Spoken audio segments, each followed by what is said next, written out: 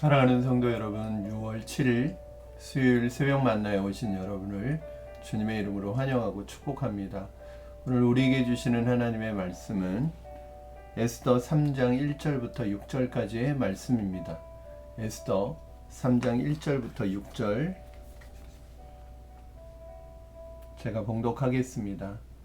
그 후에 아하수에로 왕이 아각 사람 함무다다의 아들 하만의 지위를 높이 올려 함께 있는 모든 대신 위에 두니 대궐 문에 있는 왕의 모든 신하들이 다 왕의 명령대로 하만에게 꿇어 절하되 모르드게는 꿇지도 아니하고 절하지도 아니하니 대궐 문에 있는 왕의 신하들이 모르드게에게 이르되 너는 어찌하여 왕의 명령을 거역하느냐 하고 날마다 권하되 모르드게가 듣지 아니하고 자기는 유다인임을 알렸더니 그들이 모르드게의 일이 어찌 되나 보고자 하여 하만에게 전하였더라.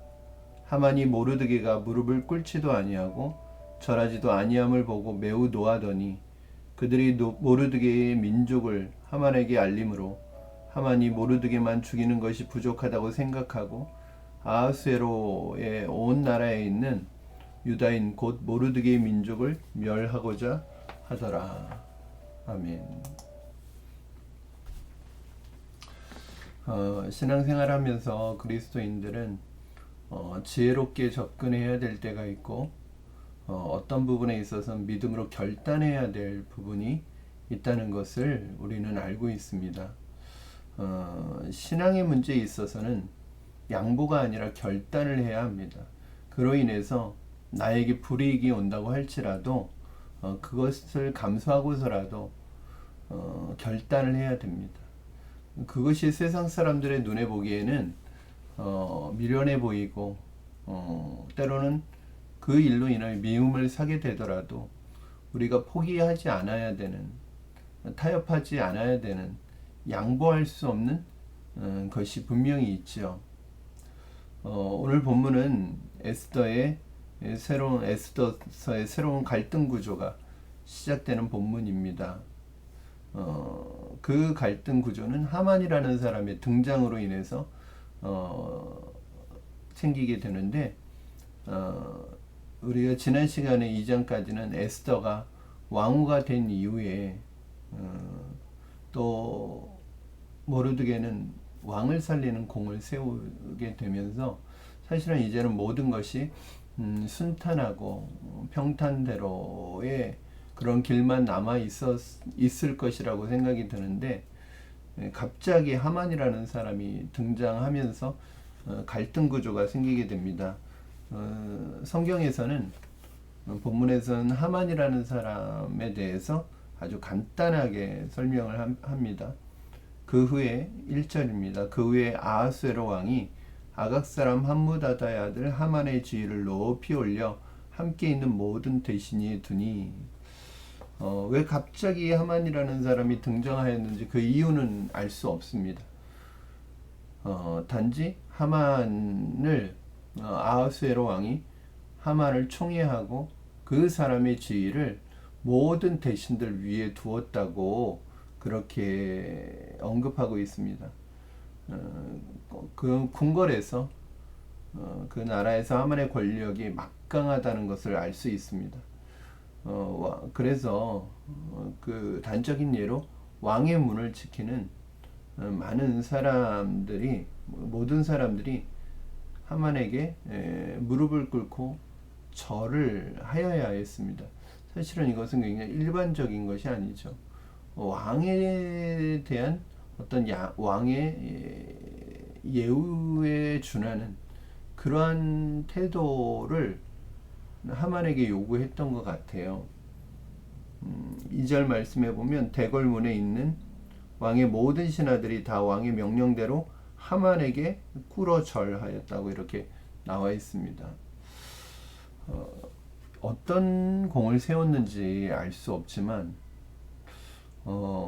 아하수에로 왕은 하만을 굉장히 높이 세우고 하만에게 큰 권력을 주고 있습니다.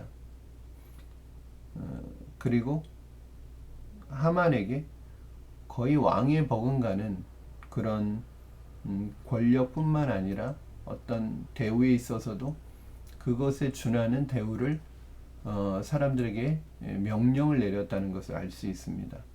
그런데 하만의 등장 앞에서 모르드게가 왕의 명령을 따르지 않고 하만에게 무릎 꿇지도 않고 절하지도 않는 일이 일어납니다.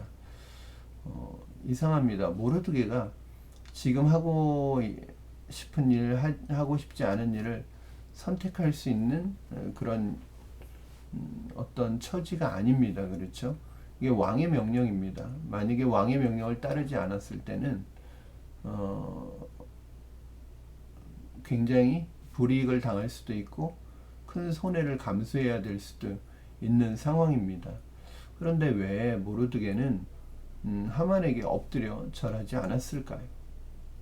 개인적인 어떤 자존심 때문이었을까요?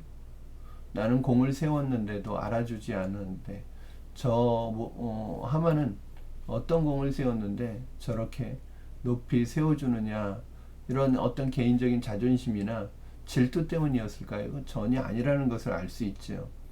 그것을 알 수 있는 이유를 나타내고 있는 본문이 두 구절이 있는데 이것이 바로 모르드게가 하만에게 절하지 않은 이유입니다. 1절 보면 그 후에 아하수에로 왕이 아각 사람 함무다다의 아들 하만이라고 나와 있는데 굉장히 중요한 힌트죠. 아각 사람이에요. 이 아각 사람은 어떤 사람이죠?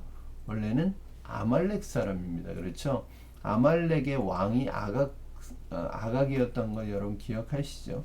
그래서 아각 사람은 아말렉 족속이었고요.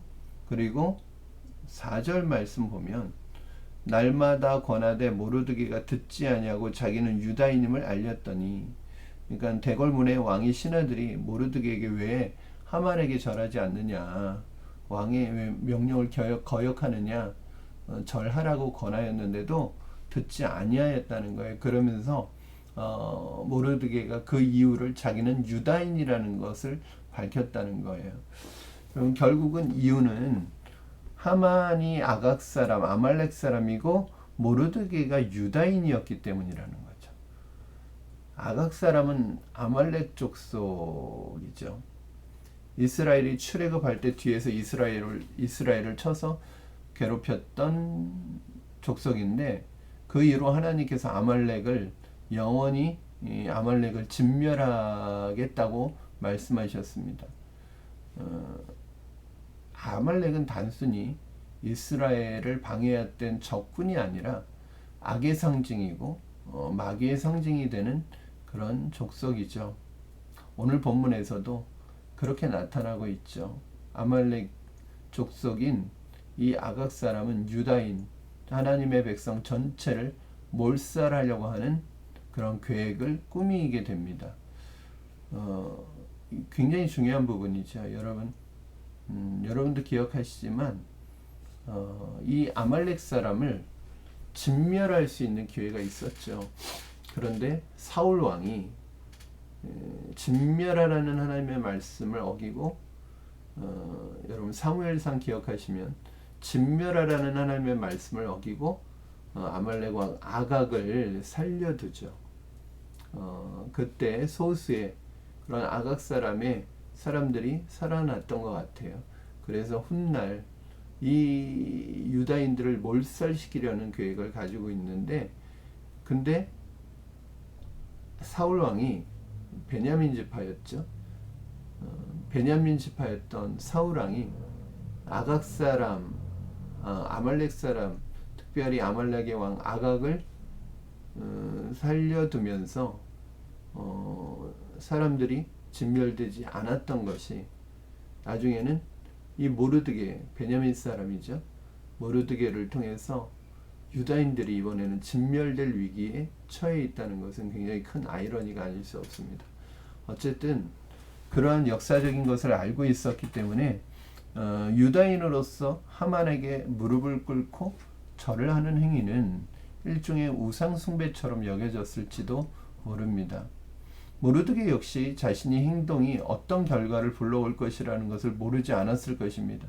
어찌 보면 이 나라의 실세인데 잘못 보여서 뭐가 좋겠습니까? 그럼에도 불구하고 모르드게는 이 일만큼은 타협할 수가 없었습니다. 이 일만큼은 양보할 수가 없었습니다.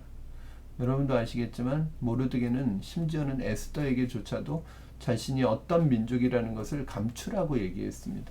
그러나 자신이 유다인임을 드러내면서까지 이렇게 하는 데는 단순히 개인적인 일이 아니라 어떤 신앙적인 요소가 분명히 있다는 것을 알 수 있죠. 우리가 신앙생활 하다 보면 양보해서는 안 되는 것이 있고 양보해야 될 것이 있습니다. 우리가 절대 신앙은 양보해서는 안 되죠. 다른 것은 양보하더라도 신앙은 양보해서는 안 됩니다. 오히려 신앙을 지키기 위해서 다른 것을 양보해야 될 때가 많습니다.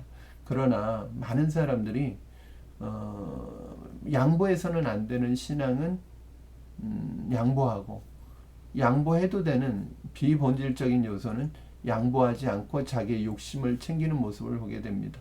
그러면 우리 신앙을 지킬 수 없게 되죠. 저는 개인적으로 군대에 갔을 때 첫 번째 와닿는 가장 큰 제 마음의 결단이 필요했던 것이 뭐냐면 주일 성수의 문제와 술과 담배의 문제였습니다. 고참들이 주는, 신고식에서 주는 술, 그리고 고참들이 권하는 담배를 거부해야 됐습니다. 그것은 제 신앙에 굉장히 중요한 요소였습니다. 주일 성수는 제 신앙에 굉장히 중요한 요소였습니다. 그것은 저는 양보할 수 없는 것이었습니다. 내가 주일 성수를 못한다면 내가 맞더라도, 내가 괴롭힘을 당하더라도 이것에 대해서 노라고 말할 수 있어야 된다라고 생각을 했습니다. 그래서 주일 성수만큼은, 주일에 예배 드리는 것만큼은 포기하지 않았습니다. 제가 저에게 주어지는 술과 담배에 대해서 저는 거부하였습니다. 왜냐하면 그것은 하나의 신앙생활의 단추를 잘못 끼는 것이었습니다. 만약에 제가 그것을 양보한다면 저는 계속해서 양보해야 되겠죠. 신앙적인 부분. 그러나 제가 지키고자 하는 이 신앙적인 요소들을 지키기 위해서 다른 부분들은 다 양보했습니다. 제가 누려야 될 권리, 제가 마땅히 가져야 될 권리들 다 포기했습니다. 그것이 제가 신앙을 지키는 또 방법 중에 하나였습니다. 사랑하는 성도 여러분, 여러분에게 있어서 타협하지 않아야 하는 신앙의 요소는 무엇입니까? 타협할 수 없는 신앙의 요소는 무엇입니까? 저는 여러분이 때로는 사람들이 여러분에 대해서 사람들의 눈에는 미련해 보일지라도, 때로는 어떤 불이익이 내게 올지라도 절대 포기해서는 안 되는 신앙, 정말 중요한 신앙의 요소를 양보하지 않고 타협하지 않기를 주님의 이름으로 축원합니다. 오늘날에 와서는 이 주일을 내 삶의 모든 부분을 멈추고 주일을 주님의 날로 인정하고 드리는 것에 있어서 참 느슨해진 시대가 아닌가 생각합니다. 이것은 타협하지 않았으면 좋겠습니다. 내가 주일을 하나님 앞에 예배하고 하나님을 섬기는 일에 하루를 드리는 것을 포기하지 않고 타협하지 않았으면 좋겠습니다. 그것이 우리의 삶 속에 중요한 하나의 상징이죠. 여러분, 주일은 단순히 그냥 하루 쉬느냐 안 쉬느냐, 내가 하루 일하느냐 안 하느냐의 문제가 아니라 우리 신앙의 어떤 상징이라고 할 수 있어요. 모든 날이 다 하나님의 날이다 라고 고백하잖아요. 모든 시간이 다 하나님의 것이다 라고 고백하잖아요. 그러면서 내가 하루를 주님 앞에 구별하여 드리지 못한다면 사실은 그러한 고백은 거짓말일 수 있습니다. 그럼 단순히 주일날 예배 드리고 안 드리냐고의 문제가 아닙니다. 주일은 주님의 날로 기억하여서 주를 위하여 사용하시는 여러분 되기를 주님의 이름으로 축원합니다. 여러분, 세상 속에서 우리가 지켜야 되는 많은 신앙적인 신념들이 있습니다. 그것을 지키기 위해서 때로는 손해가 있고 불이익이 있을 수도 있습니다. 그러나 그럼에도 불구하고 그것이 내 신앙의 아주 중요한 부분이라면 꼭 지켜나가시기를 주님의 이름으로 축원합니다. 기도하겠습니다. 살아계신 하나님 아버지, 감사합니다. 오늘 말씀을 통해서 다시 한번 우리의 신앙에 있어서 절대로 타협하지 않아야 될 것이 무엇인지 생각해보는 시간을 갖게 하시니 감사합니다. 하나님, 세상에서 절대로 신앙은 타협하지 않게 하시고 신앙을 양보하지 않게 하여 주시옵소서. 양보해야 될 것을 양보하지 않으면 신앙을 양보할 수밖에 없다는 것을 기억하게 하시고, 신앙을 양보하지 않기 위해서 다른 것을 양보하고 하나님 믿음 안에서 나에게 주어진 삶을 주님 안에서 세상의 관점이 아니라, 요즘의 관점이 아니라 말씀의 관점에서 믿음으로 결단하는 우리가 되게 하여 주시옵소서. 감사하며 예수님의 이름으로 기도하옵나이다. 아멘. 사랑하는 성도 여러분, 주님의 은혜 가운데 오늘 하루도 세상 속에서 여러분의 믿음의 정체성을 드러내시며 살아가시기를 주님의 이름으로 축원합니다. 우리 내일 새벽 만날 시간에 다시 뵙도록 하겠습니다. 사랑하고 축복합니다.